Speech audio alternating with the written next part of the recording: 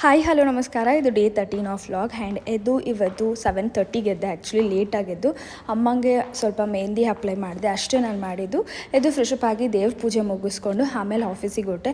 ನಾನು ಇತ್ತೀಚೆಗೆ ತುಂಬ ಲೇಟ್ ಬಿಡ್ತಿದ್ದೀನಿ. ಸೊ ಧೀರು ಬಿಡ್ತಾ ಇದ್ದಾನೆ. ಅವ್ನಿಗೆ ಇವಾಗ ಕಾಲೇಜ್ ಲೀವ್ ಇದೆ. ಸೊ ಡಿಸೆಂಬರ್ ವೆಕೇಷನ್ ಲೀವ್ ಕೊಟ್ಟಿದ್ದಾರೆ. ಸೊ ನಮ್ಮ ಮನೆ ಪಕ್ಕದ ಮನೆ ಪಾಪುನ ಕರ್ಕೊಂಡು ಹೋಗಿದ್ದೆ ಇವತ್ತು, ಮೋಹನ್ ಅಂತ. ಅವ್ನಿಗೆ ಬಾ ಹೇಳಿ ಚೆನ್ನಾಗಿ ಗಿಲ್ಬಿಟ್ಟು ಅವನ ಜೊತೆ 2 ನಿಮಿಷ ಮಾತಾಡ್ಬಿಟ್ಟು ಆಮೇಲೆ ನಾನು ಬಸ್ ಹತ್ಕೊಂಡು ಆಫೀಸಿಗೆ ಬಂದು.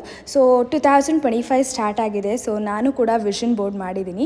ಸೊ ನನ್ನ ಒಂದು ವಿಷನ್ ಬೋರ್ಡ್ ಯಾವ ಥರ ಇದೆ ಅಂತ ಸಪ್ರೇಟ್ ಲಾಗಲ್ಲಿ ಶೇರ್ ಮಾಡ್ತೀನಿ. ಆ್ಯಂಡ್ ಮನೆಗೆ ಬರ್ತಾ ಸ್ವಲ್ಪ ವೆಜಿಟೇಬಲ್ಸ್ ಹಾಗೆ ಫ್ರೂಟ್ಸ್ ತೊಗೊಂಡು ಮನೆಗೆ ಬಂದೆ. ಧೀರು ಸ್ಪೆಷಲ್ ಮ್ಯಾಗಿ ಮಾಡಿದ, ಟೇಸ್ಟಿಯಾಗಿ ಚೆನ್ನಾಗಿತ್ತು.